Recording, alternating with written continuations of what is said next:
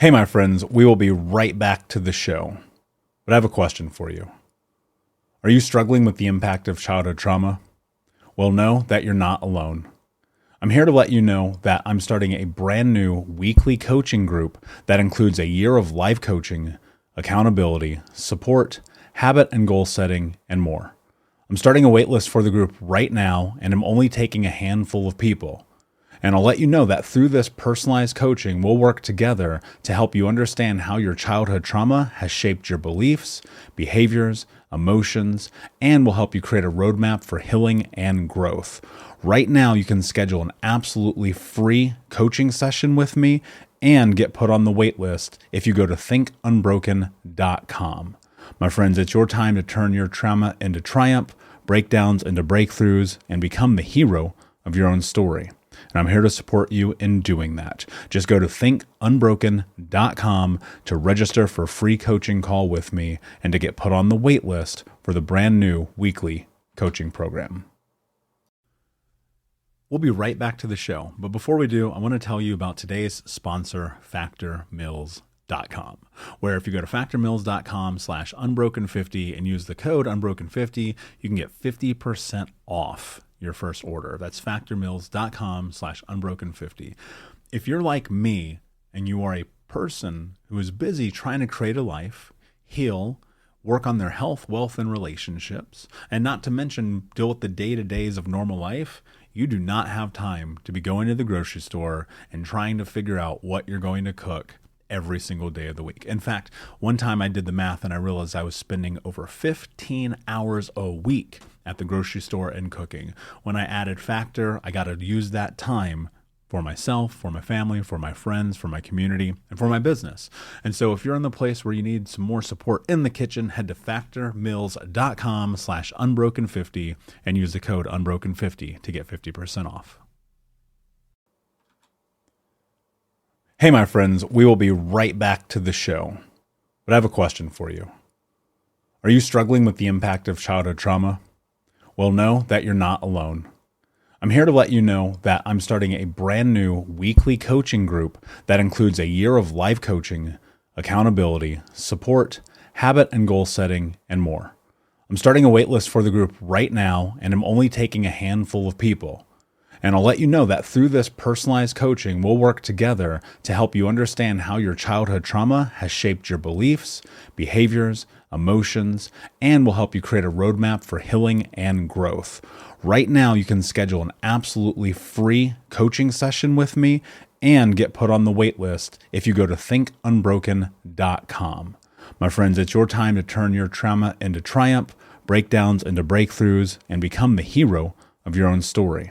And I'm here to support you in doing that. Just go to thinkunbroken.com to register for a free coaching call with me and to get put on the wait list for the brand new weekly coaching program.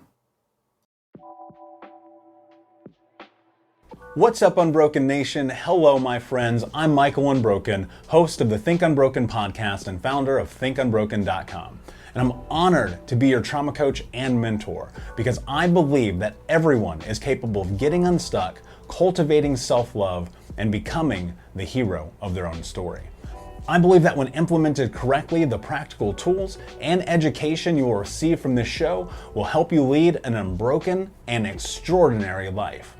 I believe that no matter what we come from, that we all have the ability to choose ourselves first, to create and manifest a powerful and grace-filled future and love the reflection in the mirror. I believe that every day is a day to grow, learn, heal, and change. That's why I started my company, thinkunbroken.com, which is an online training and healing and personal growth platform where you get everything that I know about how to get motivated, be accountable, get out of the vortex, and become the hero of your own story through community, connection, and commitment. For more information, visit thinkunbroken.com.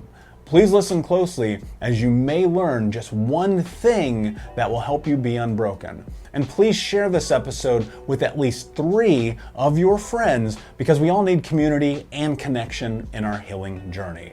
And be sure to DM me and tag me on Instagram at Michael Unbroken so that I can say hi. I just want to thank you again for being a part of this, for listening and being a member of the Unbroken Nation. Now, let's get into today's show and make the world unbroken.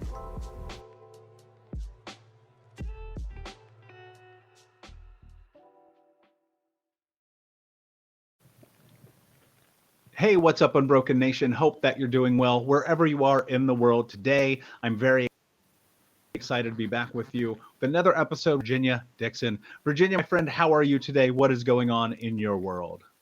Hi, Michael. Well, what's going on in my world is peace. Thankfully, I just love this month, and for some reason, it's just a wonderful time to unwind. And I know it's a little hectic for most people, but for some reason, I've learned to just embrace the end of a long year and just enjoy the peace of it all. So not I really much. love And I'm that. very happy. I'm very happy to be having this conversation with you today because I've become acquainted with your work and I'm so impressed that it's just an honor to be speaking with you today. Oh, well, the Thank you. honor is all mine, I assure you, my friend. So, for context, those who don't know, who are not familiar with REST or what you do or the podcast or things of that nature, can you tell us a little bit about your background and how you got to where you are today? Sure. My background is in neuroscience. I studied, my background's in the field of psychology and in the social sciences. I studied neuroscience at UCI. And for some reason, as I endeavored to pursue education in that field, I was uncomfortable and I felt that there were limitations in various aspects of formal education because I didn't see how they were addressing the need of the whole person. And I had this 40-year-long desert experience where I realized the limitations of all the disciplines that that addressed issues of mental health. And anyway, I developed R.E.S.T, the reconstitution approach to healing, over a very long period of time. And I tend to speak to the philosophy, what's true and what's not, and the theology, God is or God isn't. These are fundamental root questions of how the soul works through the brain in the body. That's so fascinating to me. And I think that often there is this interesting juxtaposition that is happening between, our conscious and our subconscious and trying to figure out and navigate really effectively what you were just speaking to.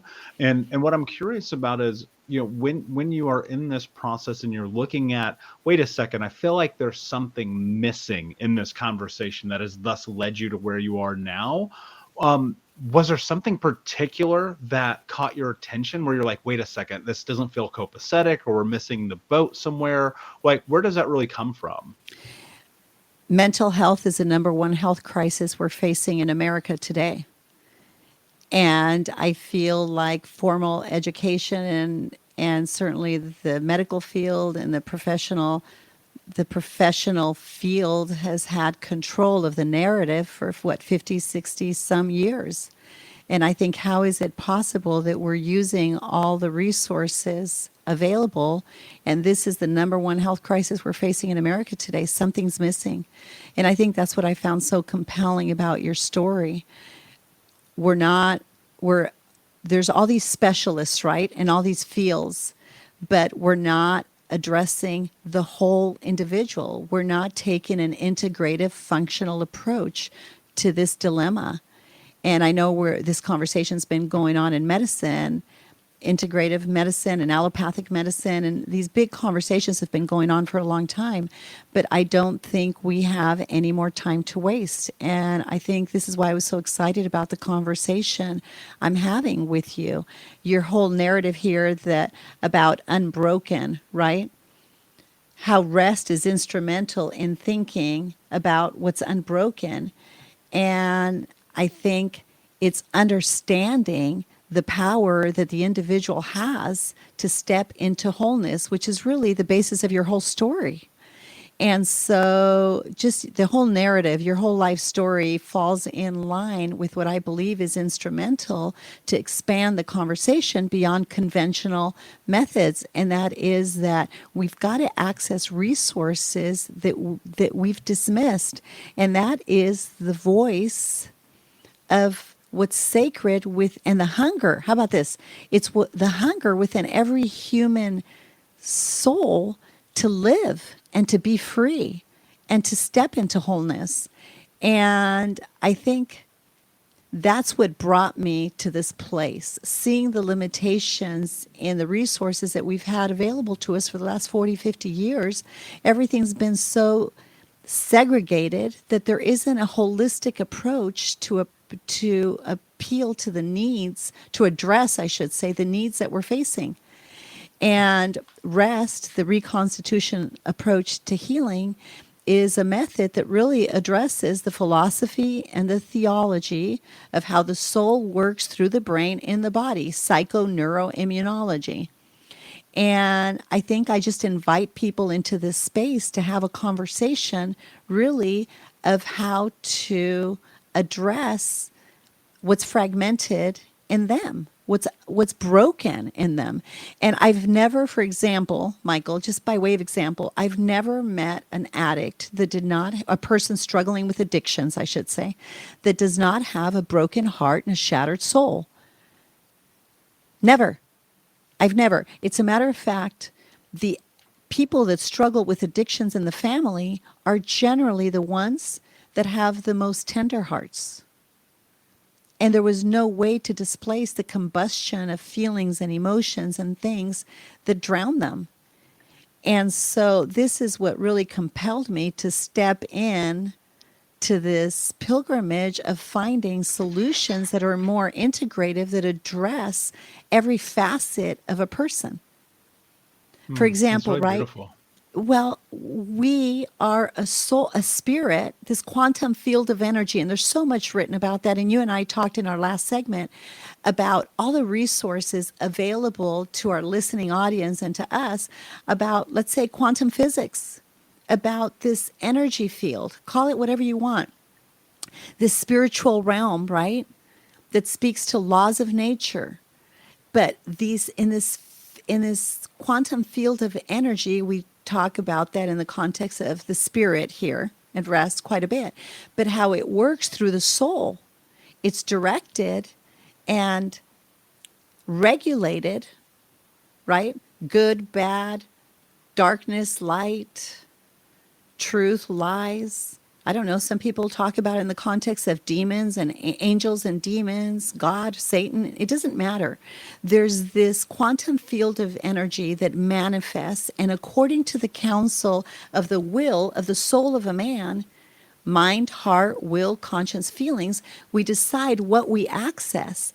And depending on what the soul, the mind, the heart, the will, the conscience of a person accesses, it determines what happens to that energy that we draw from, whether it's light or dark, good or bad, however you want to discuss it. It doesn't matter. Ultimately, the will of the man trumps all. And according to what the conscience of a person decides, determines what energy goes to the brain and is distributed through the body. I don't know if that just sounded too convoluted, but helping people really understand that there's these three facets to who they are. I don't know any one discipline in today's academic culture that can fully address all those facets of a person. So I think people like you that are addressing the problem and where that's left us as a generation. There isn't any pill that's going to fix this. Yeah. There isn't any And one method that's going to resolve this problem. I tell people frequently, I'm like, you will never do one thing and change your life. No, And I'm not saying there's not efficacy in prescriptions, because there certainly are. You can of look at course. short-term uses as SSRIs, and you can see the benefit of that. You can measure cognitive behavioral therapy and Gestalt and how impactful those are. But I think that there's so much more of a relationship between mind, body, and spirit, all these things that need symbiosis in order for you to really start to create effective change in your life. And part of me would say, like, the reason I believe that we are in this position is not only from the financial aspect and the monetary side, where you go look at like companies like Pfizer and Eli Lilly, which those are easy to pinpoint because they're right there, but also because when you go measure the DSM, where's the conversation about spirituality? Where's the conversation Exactly. about wholeness? Where's the conversation about consciousness in this different scope? I mean, when you look at, you consider 95% of the actions we make in our life are subconscious. How are we not having a deeper conversation about the reprogramming of all the conditioning that's led to this moment where we have these behaviors? And that's why I think what you're talking about is so incredibly fascinating, because it is addressing human beings as a whole, and we're having this human experience, and to negate that almost feels neglectful, negligent. And yet we live in a society, especially if you live in the United States. I was watching a television show the other day, and literally in an hour show, there were 7 commercials for pharmaceuticals. That's right. How is that the That's right. solution? But you know what's great, Michael, about the time in which we're living in? It's an assault on people's conscience. And I cannot tell you in a given year all the patients at the clinic that used to come in to see me, or our cancer patients and clients. They're different, right? When I served as director of inner healing at a clinic nearby, and I had my private practice where I saw clients, and I'm really big on education like you are, right? So one of the things that became really shocking to me was the amount of drugs and meds these people were put on. And it became such an assault on their conscience, honestly. It's like, I cannot in good conscience continue this. I don't even feel me anymore. I don't even know who I am.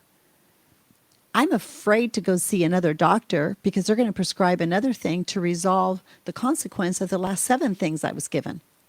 And my body just can't seem to catch up and regulate to the reality of what I'm dealing with. Help. I can't tell you the amount of people that just want to get off their meds. And like you said, they do have a place. They have had a place. But this situation is completely out of control. Do you And think, like, I want to caveat that, I don't want to caveat, excuse me, I want to dive deeper into that.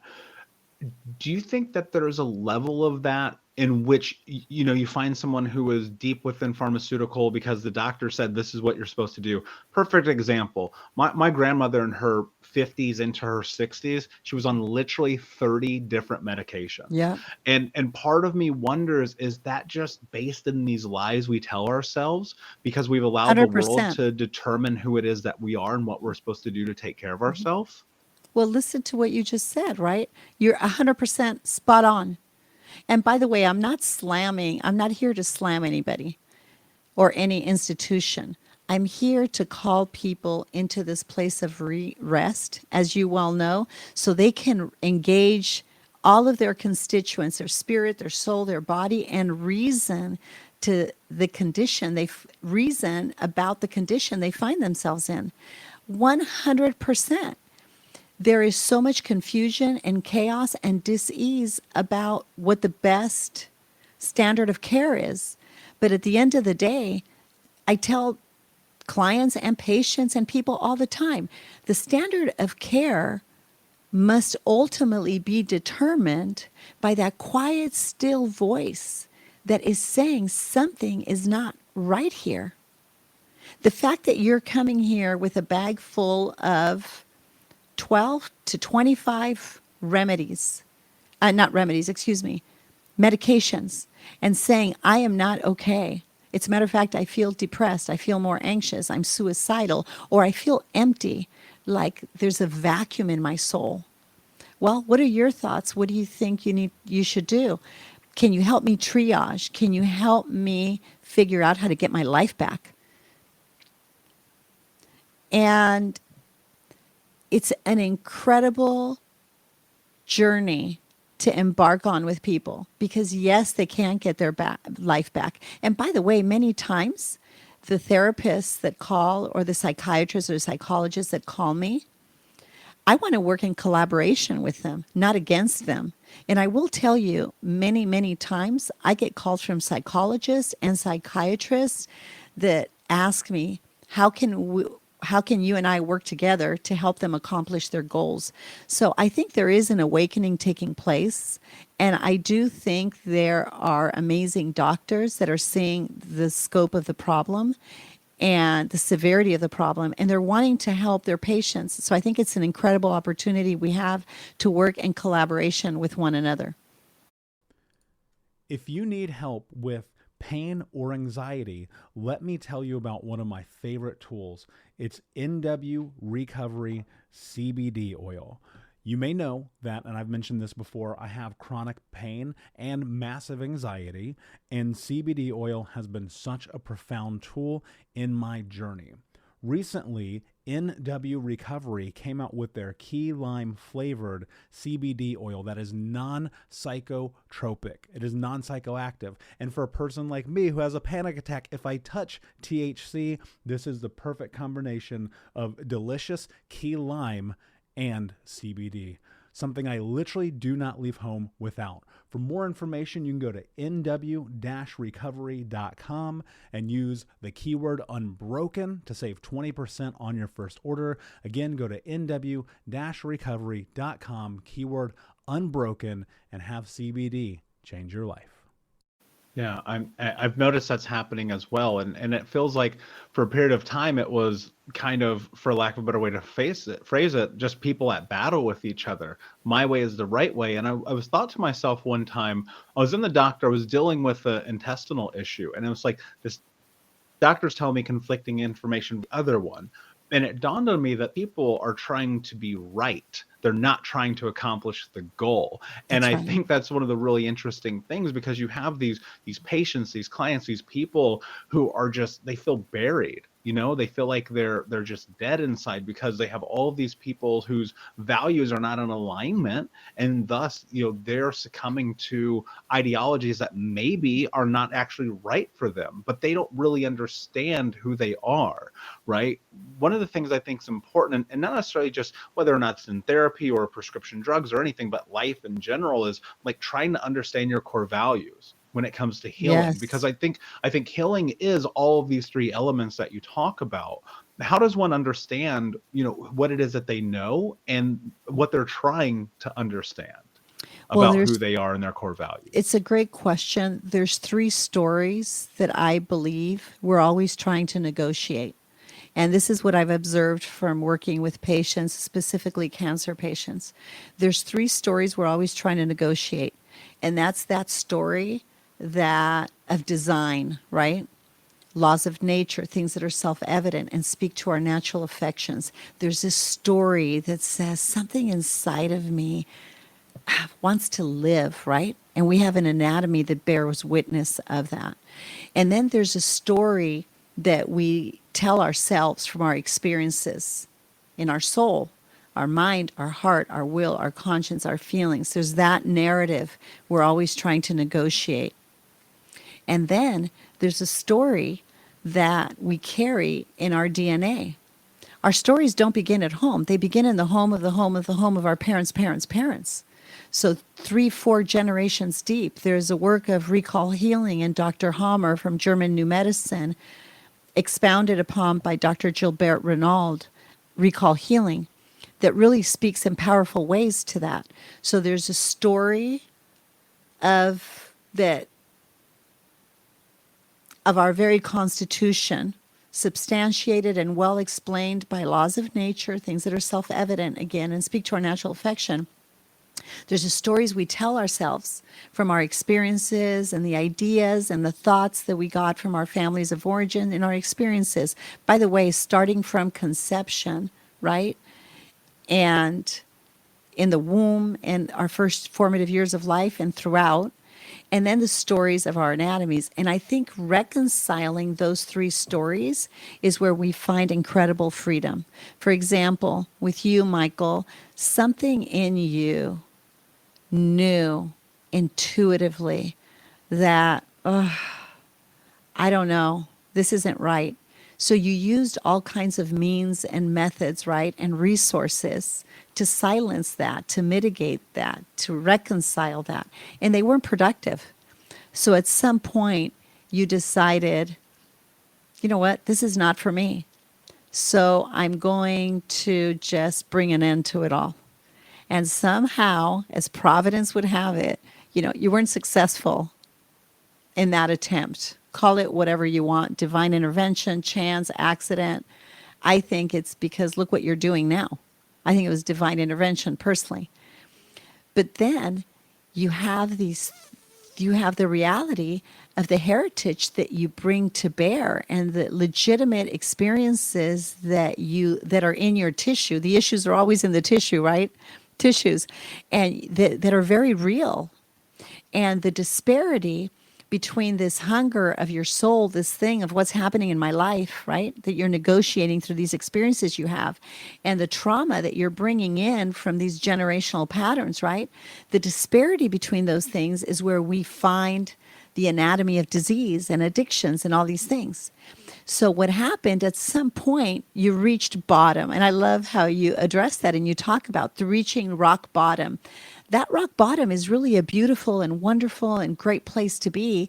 And we were talking about this a little bit ago because there's nowhere else to go but up.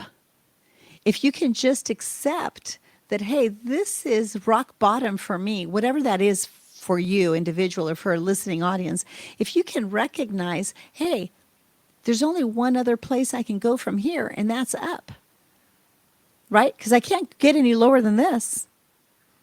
We all have different margins, right?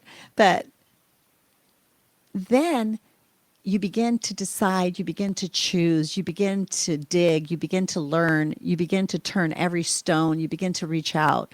Like you were talking about earlier, looking for mentors, looking for information. We have the web now, we have the internet, we have YouTube, we have amazing resources at our disposal. We have amazing counseling, amazing podcasts to listen to. So there is no excuse why we have to give in to the disparity of whatever situation we find ourselves in. Nobody takes our life from us. We give it away. Yeah. And what I'm curious about, I had this question just pop into mind. What do you think is the biggest misnomer or misconception that people have about their own mental health? That it's inherited, that there's no way out without medication, that they're the victims of circumstances. I think the most tragic bit of information that people believe are the lies of why they find themselves in the situations they find themselves. I think people don't realize how powerful they are. I think people do not understand that thoughts have power and words have authority. It's one thing to have thoughts that are limited, but it's another thing to begin to speak them into being. Words have power. Thoughts have power. Words have authority. We have to be very careful about the things we speak. We're better off asking questions, seeking information to get us out of situations that we find ourselves in than we are to get together with a friend over a beer or a glass of wine and continue to complain. Or we have very sophisticated ways of complaining, right? Fancy and sophisticated ways of complaining. But it's tragic because those would seem like nominal conversations or relatively insignificant, just shooting the breeze with somebody, they have devastating consequences in your entire constitution and in your life. So then I hear what you're saying. How do you reconcile the thought pattern of, well, my mother was bipolar and my father was bipolar, and so that thus means I must be a bipolar. And then you add on all of the extra extremities of the world that we live in and being in a fear-based society and all of the things that lead to this place where I feel like people have lost the ability to freely decide the person that they are and dealing with. And that's not to be disparaging, so I want to be very clear. It's very much about this conversation of, are people just lying to themselves to the point that even though they could have a thought that maybe it's not true, that all of that stuff has led to where they are, they're more comfortable in living in the lie? Does that make sense to you? Completely. And I think one third, look, we're a spirit working through a soul and a body. We have three constituents, right? That's our image. Our identity we get from design, because everything in your body is working to live. Your brain is working very hard, like we said earlier, to sustain your life, right? So there's something in our design that wants life and wants to sustain life and is designed and created to sustain our life. That's our body, right? So there's that story. But then there's a story of our mom and our dad and our ancestors. And I've observed that oftentimes one third of the equation gets 100% of the responsibility. So there's this beautiful, intricate design that makes up who we are. There's this amazing mother and father that we have, flawed as they may be, they gave us life. And I find that more often than not, our life tends to be a little bit better most of the time than theirs was, even though it was lacking, right? I mean, your mom didn't abort you. Your mom gave you life. And yes, she was out of her mind with drugs and all kinds of things like that, which I'd like to address that briefly in ways that perhaps are a little bit unconventional, to bring in the spiritual constitution of drug use and drug abuse and the spiritual element that brings into a dynamic, right? I want to address that, and if I can, in a little bit. But you have the design. So you have your image, spirit, soul, body. You have your identity, which you get from this design, this intricate design that makes up who we are. Then there's the story of mom, and there's a story of dad, and then the story of our ancestors. And I just find sometimes we know very little about our ancestors and our parents, right? But one third of the equation gets 100% of the responsibility. And so we give away so much power in not understanding the incredible power of the design of the image we bear and the design and the identity that we have. We're forfeiting all of our identity to one third of the equation. And then it affects the purpose, the meaning, the value in our life. So one of the things that I think is imperative is to understand, don't oversimplify things. We're a very complex beings. And even the narrative of our lives and of our stories, those are complex. It's like a giant jigsaw puzzle. Yeah, there may be a lot of pain, a lot of tragedy, and a lot of heartache in it, but there's a mystery in all of this too. And for some reason, here I am in time, and in spite of all these dynamics, and in spite of my ignorance, and in spite of the brokenness I come from, something inside of me says, I want life. I want to live. And I want peace, right? So I help people understand, well, three things. How do you love? What's your attachment style? What are the hungers that drive you? And then, hey, let's study and know and understand all these pieces that make up who you are. So there's all these moving parts that I try to bring into focus for people so they can feel hope and accessing greater measures of freedom. And of course, Michael, I don't know if you're aware of or not, but I use biofeedback technology. I use ecosystems to see what's happening in a person's brain. I really start with the confusion, the chaos, and disease that a person's carrying in their anatomy, right? Why? So I can have access to their soul. So I do go after decompressing the central nervous system in order to access those deeper narratives in a person's soul, so I can peel back the layers of where the confusion, the chaos that they find themselves in, and bring them and give them a path into freedom. That's really beautiful. And so much of that, I just sit here and go, I wish we had 9 hours right now so I could dive into every element of what you just said. But a couple of things come to mind. And one, first and foremost, you talk about attachment styles. I'll say this. I haven't said this publicly on an episode yet, but when I discovered my attachment style was anxious avoidant, everything in my life changed. That's Why? right.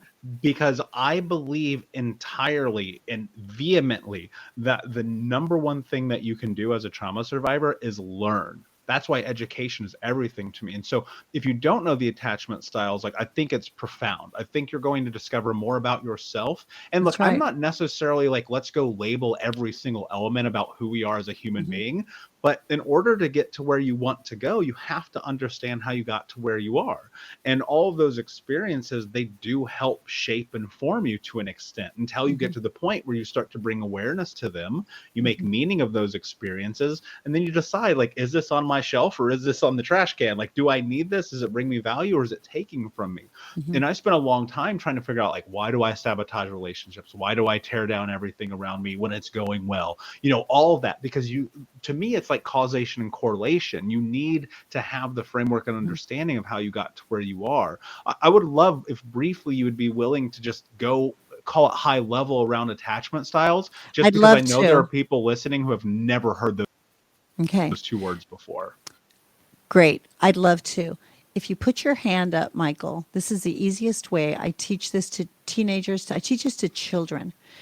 5 fingers, 5 is a number for grace. And so I think the fact that we have 2 hands, double grace, that means I always have excessive access to unmerited favor.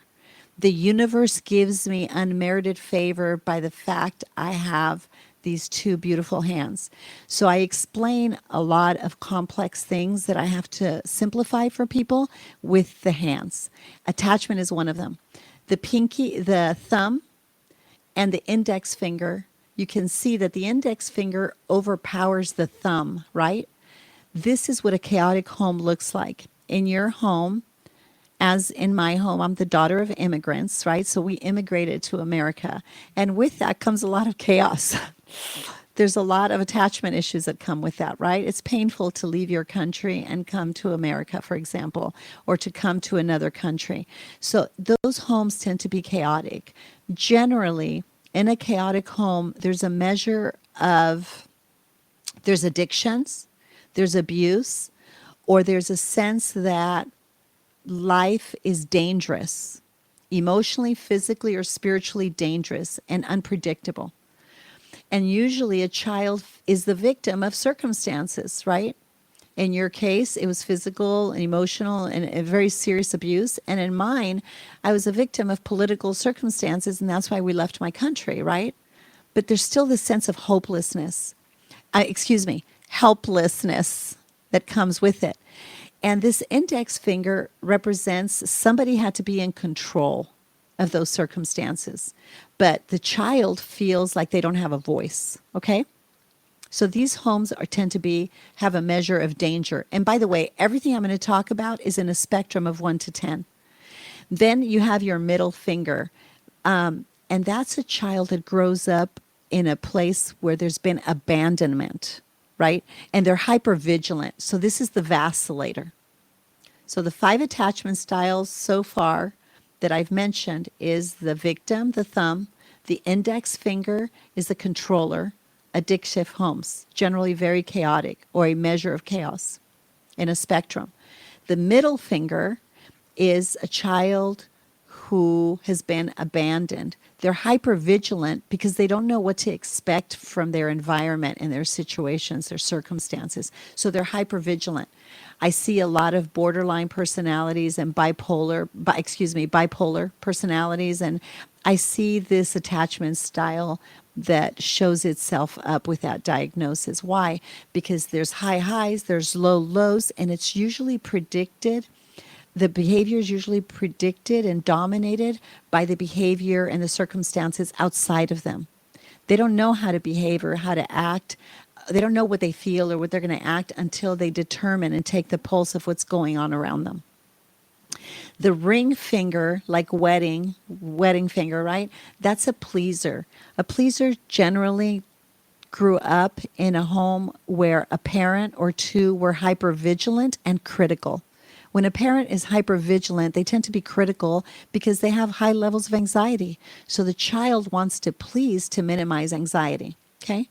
And then the pinky, alone, out by themselves, they're avoiders. They're pretty much left to themselves because mom and dad are working or parents are gone or the child is just like a perfect child. The parents don't parent much for whatever reason. The child's left on their own. Now you can imagine that when we grow up in chaotic homes to some extent, we vacillate, we please, and we avoid because we try all those things and you can probably speak to that till the cows come home, but you try all of those maladaptive behaviors, if you will, adaptive behaviors, if you will. Why? To survive. So in a chaotic home, the child can fluctuate from all of those attachment styles, right? Being victimized, controlling, vacillating, pleasing, and avoiding because you don't know what's going to work. You just try everything. Now, I do want to point out that if you attach your ring finger to your thumb and tap those together, that's the pleaser and the victim. The thing that separates those two attachment styles is abuse. The victim generally has suffered significant and severe abuse on the high end of the spectrum, right? But the pleaser has just... Do you have trouble falling asleep at night because you have anxiety? I know that I do, and that's why I started using NW Recovery's sleep melatonin formula with CBD. And it's a non-psychoactive CBD, which is really important to people like me who have anxiety and depression because sometimes THC can make you have panic attacks, and this doesn't. Not only is this formulation by NW Recovery made with melatonin, which helps you sleep, it has non-psychoactive CBD. So there's no THC in this product at all. I want you to check this out. If you've never used melatonin before, I have a tremendously difficult time sleeping. And when I started using the recovery sleep formulation, I sleep like a baby. So I want you to check out nw-recovery.com where you can use the keyword unbroken to save 20% on your first order. Again, that's nw-recovery.com and use the keyword unbroken to save 20%. How about this? They're the exact same, except the pleaser will tend to have a boundary and they'll reach a point where they say no more. And a victim tends to accept and tolerate the unacceptable and the intolerable. So that's the easiest way to describe attachment. Now, this is the central nervous system wiring itself and preparing itself to cope with whatever circumstances they have to deal with. So memory experts tell us that the child begins to develop memory 6 weeks after conception, the last I heard. So what happens is the entire central nervous system of a child in the womb begins to adapt itself for whatever circumstances it's going to be born into. I'm told, and the research that I came across, the last articles that I read, said that 97, 98, 90 whatever percentage of the DNA is uncoded DNA. And only 2-3% of the DNA is actually coded. That means that we have so much to leverage. We have so much flexibility. I kind of think about it in the context of an accordion, right? So although these attachment styles really begin to shape and form our entire central nervous system, and they have huge implications on our forming anatomy, we're not hostage to those things because our DNA still has great capacity to change. Was that too much information? No, I love that. I think that's really beautiful because I think when people can understand the way that they interact with other people, and especially particularly in attachment relationships, like it's beneficial. One of the things I'm curious about as we are on this topic is how does one, like, going through this, looking at your life where you are now, how does one have and make the assessment of the style of attachment that they have and use that in a way that's beneficial to them? Because I think one of the Wonderful. things that happens is people will go and be like, oh, I found out I'm this kind of style. And then they go, I accept this. Whereas what happened for me, I went, oh, great, I know this now and I'm going to do something about it. So I'm really curious about your thoughts around that. I have an intake package that I send to everyone. And there's questions on there. So when a person comes in to see me, they immediately know their attachment style. They immediately know the hunger that drives them. And they're starting to unpack well before they come and sit across from me the story of the story of the story that shaped them and that has impacted their lives. So I kind of set the stage and the paperwork that I get out to people to do really 25% of the work that we're going to be doing in the whole scope of time I work with them. 25% of the information, 25% of the work is done just by that information that they give me. I would also advise your viewers and the listening audience, they can go to my website, virginiadixon.com, and we have links to a lot of these things. And of course, the podcast, I break down the constitution of these things in greater detail. But I would also advise people to look at the resource section in my website. And there's all kinds of resources that they can access to quickly determine their love style, their hunger, and begin to unwrap the implications of these narratives and how they fall into family systems. And there's something along the lines of that. And there's a story that is so compelling, Michael, that at some point, if not today, that I'd like to share with you of why understanding the family systems, even if you don't have full memory of them, your body does. And there's a lot of energy testing that I do to help people understand what's happening to them. One story that immediately comes to mind beyond the attachment. The attachment is easy, and understanding how you love, you can go to Relationship 180 also and howwelove.com. But if not, you can email us through my website and we'll get information out to you so you can determine exactly how you love. Because when you know how you love, you begin to have the resources to regulate your levels of reactivity. How we love largely explains how your brain and your body interact and your levels of reactivity. If you're a victim, a controller, and immediately once you begin to step into an understanding of that, you can begin to regulate. So it's transformational. You don't need years and years and years of therapy. It's a matter of fact, I think you and I are working so hard to make sure that this stuff and this information becomes accessible to everyone and they don't have to pursue therapy for endless years. We need to begin to learn how to heal each other in the context of these conversations. Yeah, absolutely. And, I think constantly about the idea that if you can just have a better framework of understanding for who you are, that gives you such a huge advantage because that becomes ultimately the baseline for what's next. Because when I was in the most disheveled, chaotic vortex places of my life, it was always in those times and those moments where I wasn't asking myself the hard questions. But I think that a part of it was I was so emotionally dissociated, I was just turned off. Dissociated, that's the word. Yeah, I was so turned off. How do you, and I know for sake of time, we got to keep it brief, but can you talk about what it means to embrace the full range of our emotions and our feelings and how to turn back on after dissociation? Wow. Well, I would you like me to give you an example to track with it more easily, or would you Yeah, let's like me do to it. just explain it? I had this beautiful college student, just beautiful person, inside and out, total high achiever.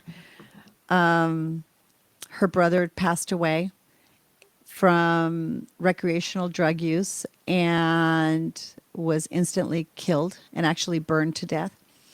And she hit the skids. She was a high achiever, very well-to-do family, wonderful family, I might add.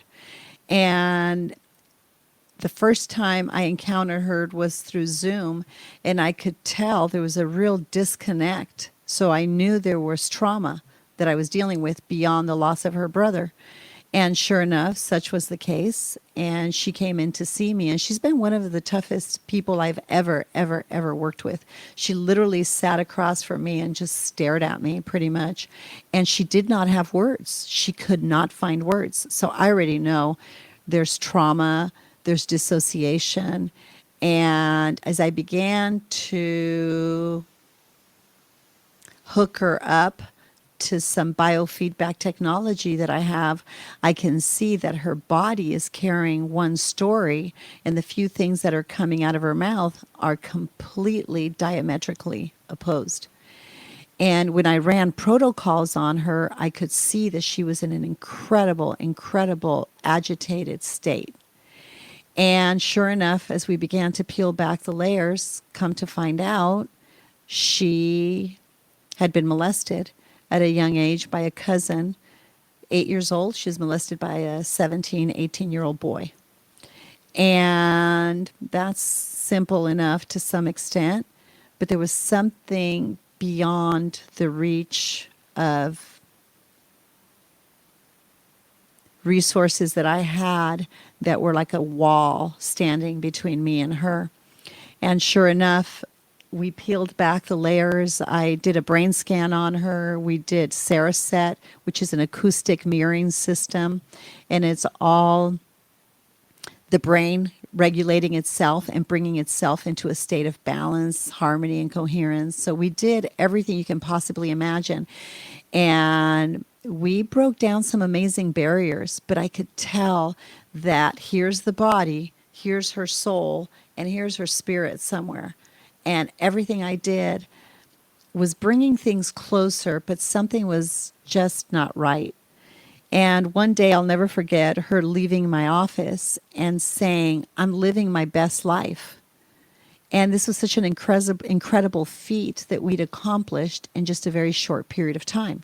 What I will tell you is while she was in college, she was living la vida loca. She was crazy, right? She's beautiful, she's bright, she's intelligent, stays up all night. They party like rock stars, and they're doing crazy things. And I won't get into the specifics of that. When her podcast comes out, Michael, I'll make sure you get a copy of it. But I don't think it's unlike many things you delved into as well. Okay, let's just say that. But one day she came into my office 9 months into treatment. Not treatment, but into our work together, right? Into coaching.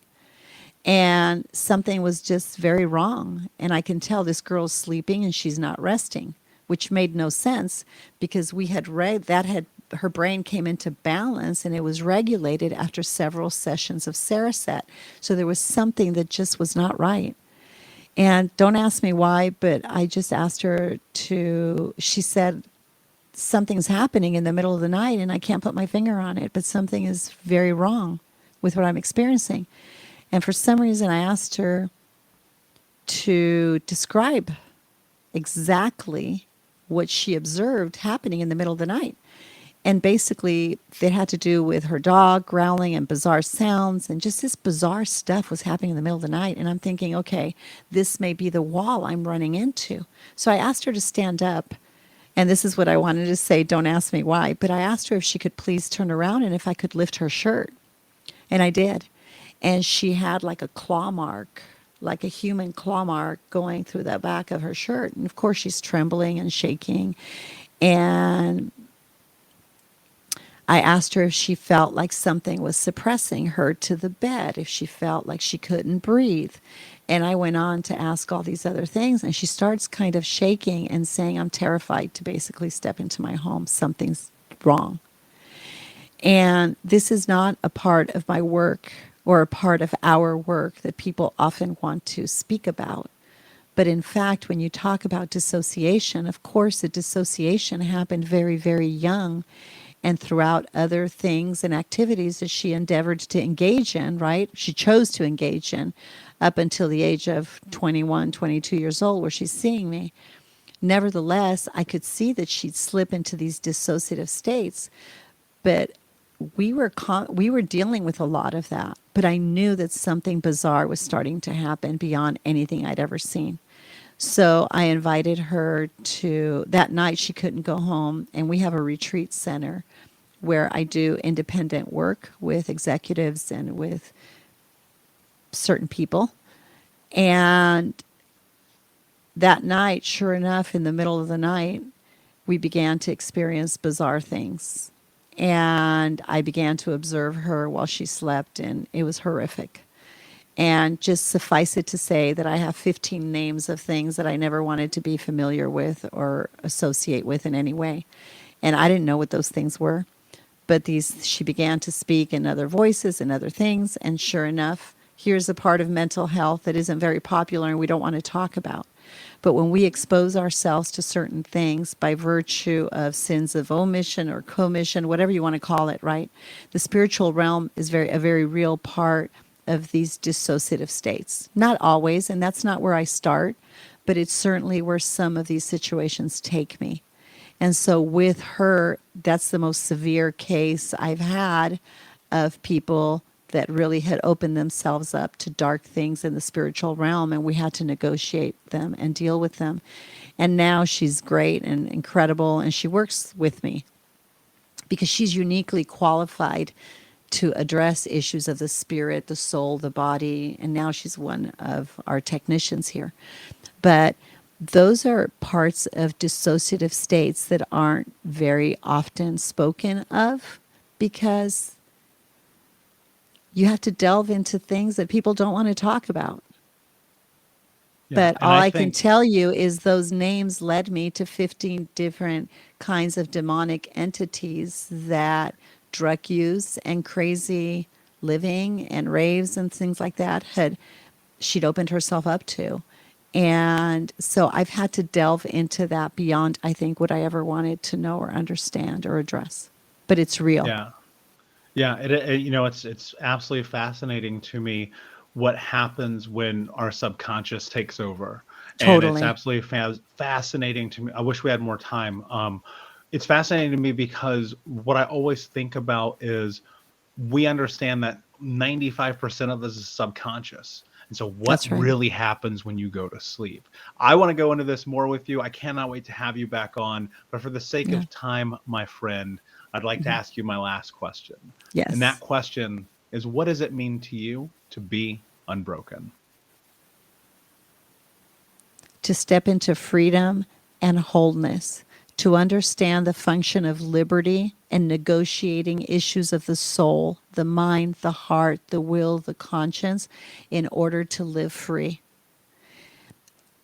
A broken heart and a shattered soul, to some extent, is part of the human condition. At one time or another in our lives, we experience those things. But I think what it means to be unbroken, know that your spirit, your soul, and your body are three beautiful resources that you have. They're the three most important constituents that you will ever govern. And you must understand them. You must understand the power and the authority that you have and the dominion that you have over yourself and your circumstances and the incredible value of you is what is sacred in the conversation between that spirit, that soul, and the body. And it is not as difficult and it's not as abstract as it sounds. It's very tangible and accessible.